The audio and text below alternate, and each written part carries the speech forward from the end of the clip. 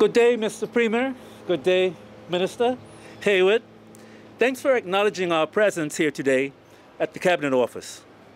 As you know, International Workers' Day, which is May 1st, falls on this Sunday. The Bermuda Trade Union Congress decided that we will be celebrating International Workers' Day today to acknowledge everything workers have achieved through the COVID-19 pandemic and all of our continuing battles to protect jobs, public services, and for a fair distribution of the wealth that workers create. We have encouraged our members today to wear red to commemorate this occasion as we celebrate workers. Earlier today, we had a press conference to first, of course, acknowledge International Workers' Day. We also introduced the rejuvenated, reinvigorated, energized, consolidated, and synergized executive board of the Bermuda Trade Union Congress, who you see right here, sir.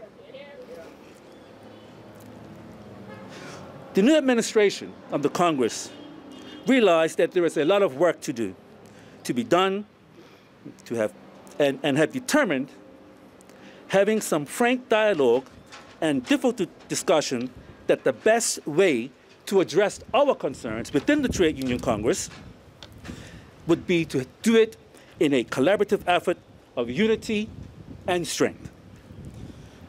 This correspondence that I have for you, Mr. Premier, highlights and acknowledges that we have been in meetings, with you and your cabinet colleagues on a quarterly basis, to have meaningful dialogue on a wide range of topics.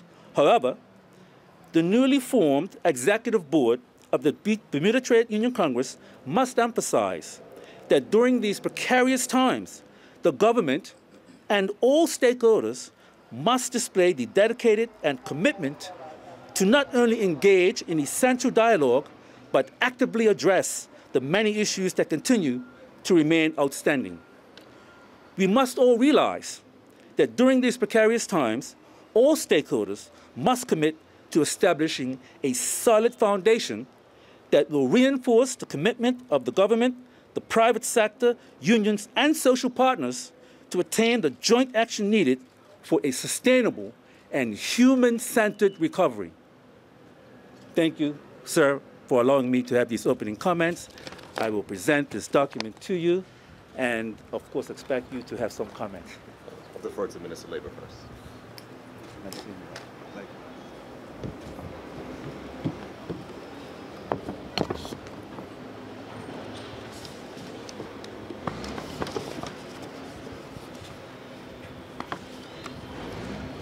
Good morning to members of the Trade Union Congress.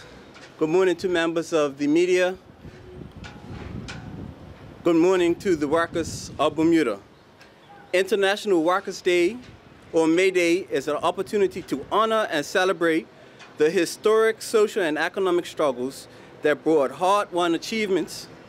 It is also to remind us of the extraordinary sacrifices workers worldwide make and recognize their achievements and the importance of their contribution to the strength and prosperity of our country. The COVID-19 pandemic has brought to the forefront the adversity that many workers face and has caused governments worldwide to reevaluate their policies to focus on a human-centered recovery that promotes equality, fairness, and respect for all workers.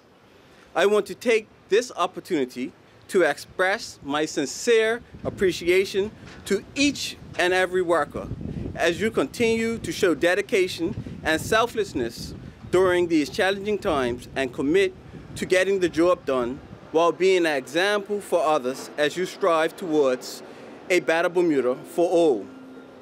The Ministry of Economy and Labor is committed to ensuring social justice and the fundamental rights of workers, and is steadfast in our obligation to the workers of this country.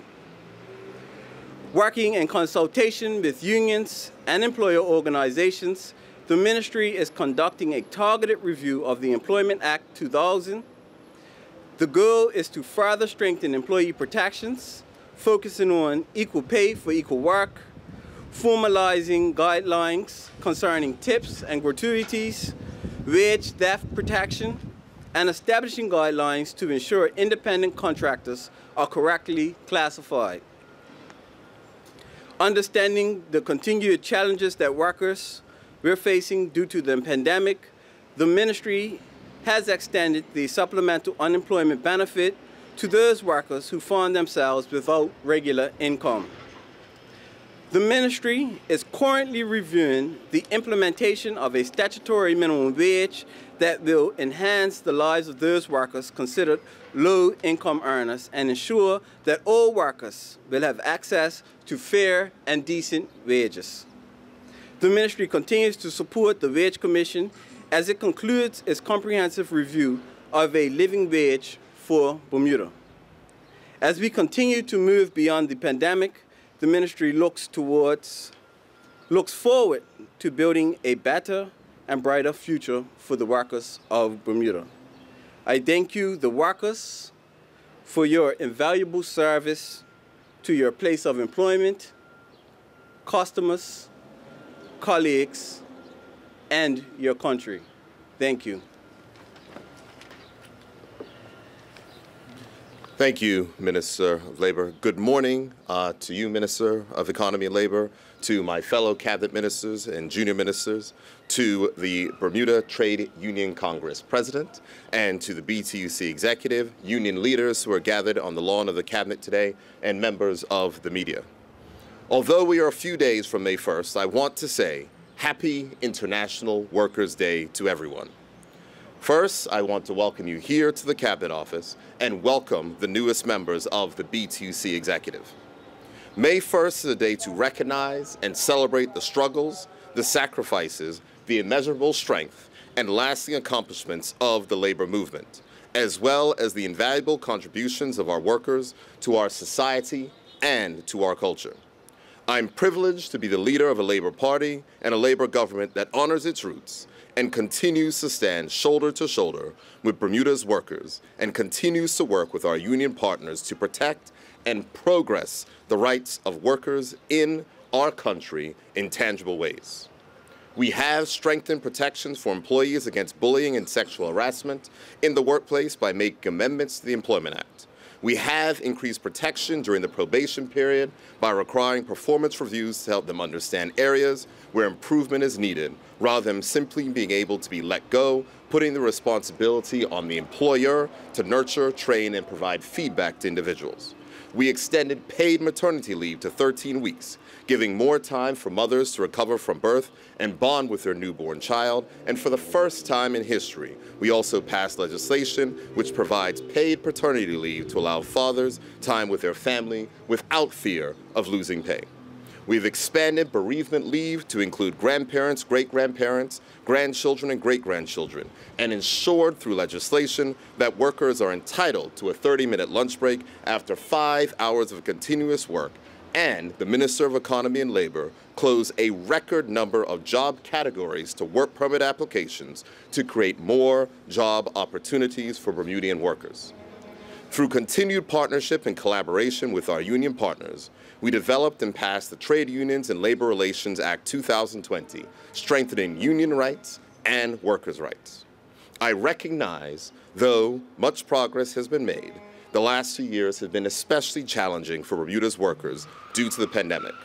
I am grateful that I can welcome you here on the Cabinet grounds today without getting, special permission for a large group exemption, things of the past. And I'm grateful knowing that these type of gatherings for the last 2 years were not possible. But as we continue to move beyond the pandemic, we will not forget the dedication and sacrifice of all of our frontline workers who work tirelessly in the most difficult circumstances to ensure that our most critical services remain in operation and to ensure that our people were taken care of. In addition to their hard work of our public officers, our union partners agreed to a 10% reduction in salary to assist the government in our COVID-19 response. And that allowed the government to provide over $60 million in support for individuals and families who needed it most. This would not have been possible without the selflessness of our public officers and the leadership of our union. So I want to say thank you very much.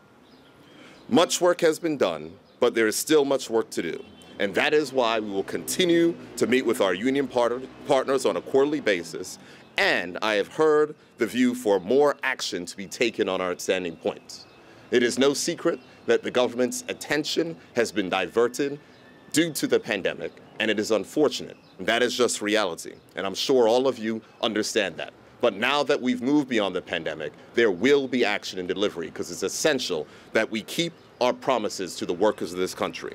We are committed to keeping those promises, and through the implementation of a statutory minimum wage, social insurance and pension reform, unemployment insurance, and most importantly, tax reform to reduce the tax burden on workers even more than we have been able to do over the last 4 years. And for workers that are making $50,000 a year, the cumulative tax savings has been, over our time in office, $5,000. So I thank the Minister of Economy and Labor, the Honorable Jason Hayward, for his hard work and devotion, as well as the members of the Cabinet who are ensuring that we see through our promises to our workers, and that we not only do so with the present in mind, but that we are working for a better future as well. And finally, and most importantly, I thank all of Bermuda's workers. You are the foundation of our economy and our community, and you embody strength through unity. I thank you for not only working with the government, but for always making sure to hold us accountable. I look forward to continuing work with you, and I'm honored today as we commemorate International Workers' Day to stand beside you. Happy International Workers' Day, and thank you.